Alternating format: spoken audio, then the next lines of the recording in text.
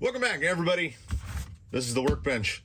We're not going to leave the workbench. This is a workbench video. We are here to make good on threats promised, on promised threats, which is taking this gearbox out and putting a VFD twin in there.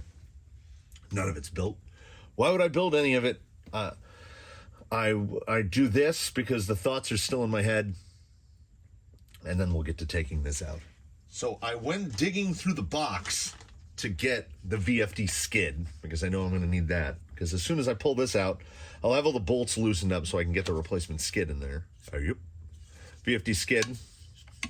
While I was digging in the box, lo and behold, they give you and it's like the whole chassis kit is in there, and then they just throw in all the extra parts to make a Phoenix out of it. So Blackjack will have a shiny new, he doesn't have to have this scratched up skid coming out of there. So I've got the VFD. Yeah, stuff's gotta have a move. I'm gonna have to be looking at the Phoenix portal. I'm gonna have to look at these things to figure how does all this work? I don't remember how this works. I don't remember what a Phoenix looks like, because I'm turning what isn't a Phoenix into a Phoenix. I think first thing that has to be done is I have to get this gearbox out of here, which basically involves disassembling the whole thing. So I'm going to cut all the zip ties.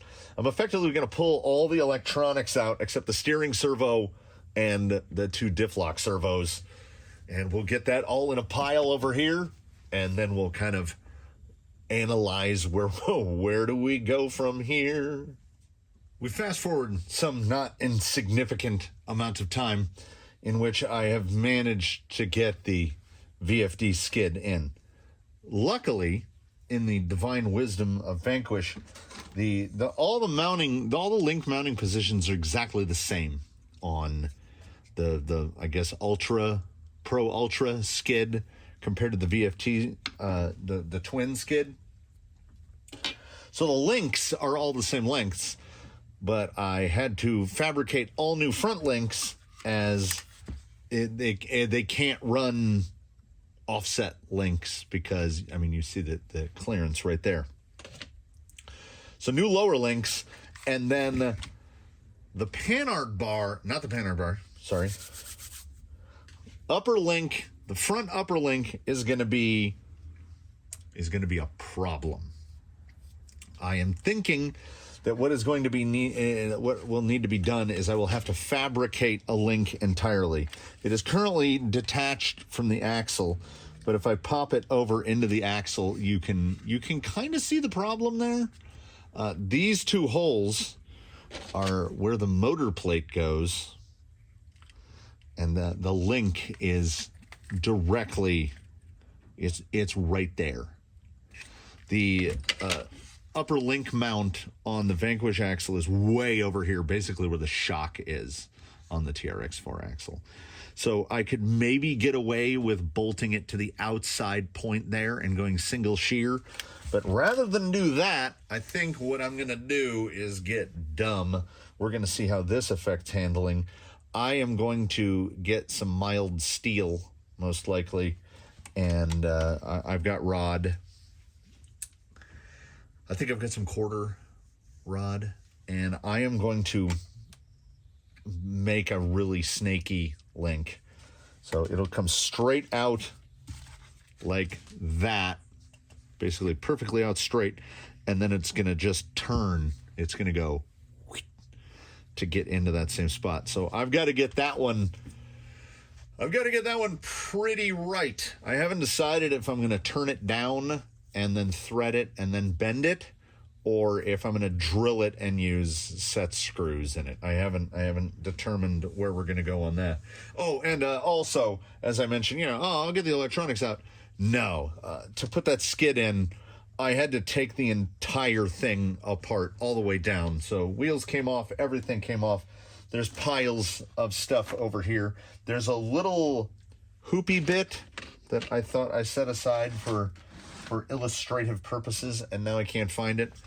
it goes right here. It goes there to there, and it is what the front of that's where those two holes bolt to. They bolt to that. So obviously that can't be there, as the motor plate, which goes like this, has to go there. And it's really going to make it a tight squeeze. I think it's just going to fit through there for the diff lock cable. While I'm doing lathe stuff, I will sort out, I will find some aluminum again. I use those axials to remake these out of aluminum. While I'm putting it together, as I noticed before, this being relieved and a big thick piece, I don't think it matters very much that this is plastic, but these guys are gumby gumbo. So I don't mind making a pair of those out of aluminum to get this all put together. I was kind of mocking up, here's the whole back of the gearbox. I was kind of mocking up where this sits to see how the servo clearances are going to be. And it should be fine. We are going to have to completely, though, relocate essentially where all the electronics sit. Because there's going to be the overdrive servo sits right there. There's definitely some stuff that's got to happen here, mostly with that front link. So I think what I need to do, certainly not necessarily what I want to do, but what I need to do is I need to tackle that front link, get this thing sitting down on the ground, have it sitting on its axles so that I can get that angle set, and then I'll kind of know what I need to bend. It should be fun. Luckily, mild steel is cheap, and I have like 4-foot rods of it because the way I use heat, I'm not going to cold bend it, but I don't think I have too many shots at this to get this right. Otherwise, I might have to come to some other option, but I would like to get this guy sitting with the caster angle right about there, and just get a link built up. Well, it just seems fitting that we have one absolutely bespoke, fully custom link, because if you're going to build what is essentially a Phoenix portal with TRX4 axles, you've got to do some stuff. Look at what has happened already. I was hoping that there would be some kind of we can just get some sort of a curvy guy in there, but he would need to curve back the other way. It really needs to be an S bend for this to work, and I don't want to just grab some link and ruin it. So I will grab some steel and ruin that instead. This all went together okay. All the screws go back the way they're supposed to. This is gonna be an undertaking, man. Like, why would you put TRX4 axles under it? And then I've got a TRX4 with AR45 straights under it. Like, why we do these things? I guess because we can. So let's get what is the sort of equivalent of a time lapse of this process. We're just gonna go like this. Here's what it looks like when you cut it off the rod of quarter. So this is about 6 inches long. I figure it should be more than long enough to give myself some extra to cut off. Then we clean the ends off. Then we prep it to reduce the ends down so that I can thread it. Then we shoulder it at 4 millimeter. I went about, I'm going to have to take 3-4 millimeters off this length. I like to give myself some extra in case the threads are ugly when I start cutting. This will be the forward end that actually goes to the axle. I'm going to thread it all the way down, then I'll do the bends, and then I'll cut this as needed, or if it comes out pretty close, I'll just put spacers on it. This is really coming out so well. The outer diameter of this is just what you get at Lowe's for metal stock. Honestly, it looks pretty good. Like, I might do links like this now. I like a brass link, but I can pretty much bust these out. This is only like 4 passes on each end. Well, we'll see. We'll see how it goes when I got to run the die down these. I do like mild steel. Mild steel is really growing on me. Which then brings us just to the whole reason that we're here. They cut great, cut real nice. Can't fault mild steel for that. They look pretty centric. I'm going to leave the threads long. I can always trim them down afterwards. Now we get to the point where I got to make some marks and I got to put an S-bend in this. And honestly, this is the opportunity to just mess the whole thing up. Like, what a great link that would be. Look how good that link looks. And now we're gonna see. Ooh, this is gonna be interesting. I might actually make a little jig. Ordinarily, I just clamp these into the jaws of the vise, and then they get teeth marks all over them. So I might drill a hole in a piece of just like some scrap steel to give myself something to wrench on to bend it, in the hopes that I can keep this a little not ruined. But man, this is the scary part, everybody, because this is where we can take the work that we've done and right in the bin. We leap again forward into another messier, dirtier handed future, where I think you should be able to tell by looking at this. It looks like I'm trying to bend a muffler pipe. Because of the wall thickness, well, not the wall thickness, the rod thickness, because of how far it is across, I couldn't get this bend in here sharp enough to clear the tip of the VFT's skid. Luckily, it's mild steel, so I just kept rebending it and rebending it and rebending it, and I bent it a great many times, and I thought I had gotten it. Cuckoo. It's telling me exactly what I am. Cuckoo. So I thought I had gotten it, and then I lined it up in the chassis and realized that you might be able to see there's a little mark right here. The threads needed to end right there. So I was like, that's fine. I can probably reduce this down. And then there's the logical, rational part of my brain that usually sits back and doesn't get involved in most discussions. And that part of my brain said to me, oh, there's that piece that I had to take the whole truck apart to get out. That's the normal part of my brain interrupting. The logical, rational part said, you're never going to get that to work, no matter how much you mess with it, because it's too thick. Also, while we're on the topic, it doesn't need to be that thick. And I was like, that's fine, that's fine. What are you telling me? It said, in the metal pile, don't you have metric rod? I was like, yeah, sure. What difference does that, how is that any different from this? And he goes, don't you have 4mm rod? And then I just wanted to go find a lake and jump in it, because there it is. You can see the little bend. It just, like at full droop, like it's right there. It's right there, right there.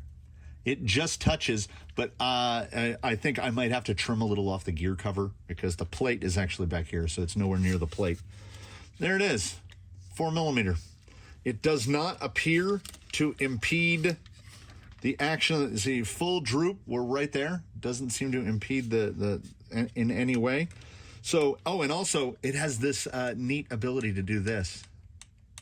So I was afraid it was going to hit that link like that. It doesn't.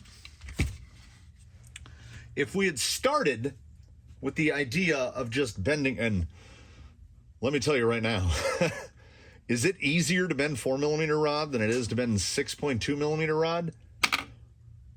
I have to put heat on it for like 10 seconds, and then it just quench it. Next one. And I found, because it's so much smaller, I could bend it in my lathe chuck. I would just clamp the one end in the lathe chuck, bend, clamp the other end, bend, done. I did have to shorten the length a couple times, because I still kept assuming it was longer than it should have been. Do I wish I could have gotten the bend a little farther down so that I knew for 100% sure it wouldn't interfere with the gear cover? If I don't have to run a gear cover on this, that's fine. Oh, it hits at the same hole. I thought the gear cover was way out forward of that. Gotta just get this out of the way here temporarily. Yeah, like just just right there. So if I don't have to run a gear cover, that's fine. This thing has 32 pitch. It's fine. It's going to have four water resistant servos in it. So it's not a problem not running a gear cover. I'm happy for the moment. It fits. It actually fits. And it doesn't appear to, because I'm like, why won't it go up any higher? Well, because the panhard bar is striking. Conditionally, I think we've got it. I think we're just at the beginning of how much customization is going to need to take place, because I'm hoping I can just cut this off, mount this part down, maybe drill another hole and tap into one of these. I'd kind of like to get these servos mounted down with more, but it's just 2 screws to pull the whole servo mechanism off. So I can use one of the plastics. Anyway, that's getting too far. It was 2 hours. I spent 2 hours futzing around, and what I wanted to say here in closing for this one, we're just going to close this one on tearing it apart, realizing there's a lot of problems, and making this front upper link. It looks like the drive shaft is going to clear. It looks like the drive shaft. I might actually have to, now that I'm looking at it, I might have to cut this little tongue off the front altogether. You can just see that drive shaft is really lining up with it. What I wanted to say is, we don't have failures. We don't have failures. A failure is if you don't learn from it and then you go back about your business the way you were before. Now, the next time I need to make a link, particularly one that might be curved, if it's an upper link, I'm seriously contemplating making new upper links out of that form. Came out nice. So we end this installment without failure. It's spending 2 hours to make that piece, that bespoke bit that will only fit on this rig for the insane reasons of me wanting to put TRX4 axles under Vanquish everything. Yeah, I mean, yes, obviously, I realize I could have just not done this, and I'd already be ahead of the game. This was a learning experience, so it's positive. And I think I maintain that misplaced optimism in which I think it's going to work. I still think it's going to work. I'm hoping there's enough clearance for the diff lock cable. I'm hoping it doesn't interfere with anything. I kind of, at this point in the next one, I'll have the gearbox built. I'm not going to go through another gearbox build. I'll make my little aluminum standoff pieces, and I'll get the gearbox built. And then we can really see up front what clears and what doesn't clear. And then from then, it's just a matter of figuring out what to do about the electronics, cutting this guy up, getting the side remounted. I've got the little servo guy around here somewhere. Hey. Got the guy to hold the dig servo, goes in, it doesn't have the tray bit. So yeah, we're chugging along, and I'm feeling positive for the moment. So thanks for coming along with me on this one.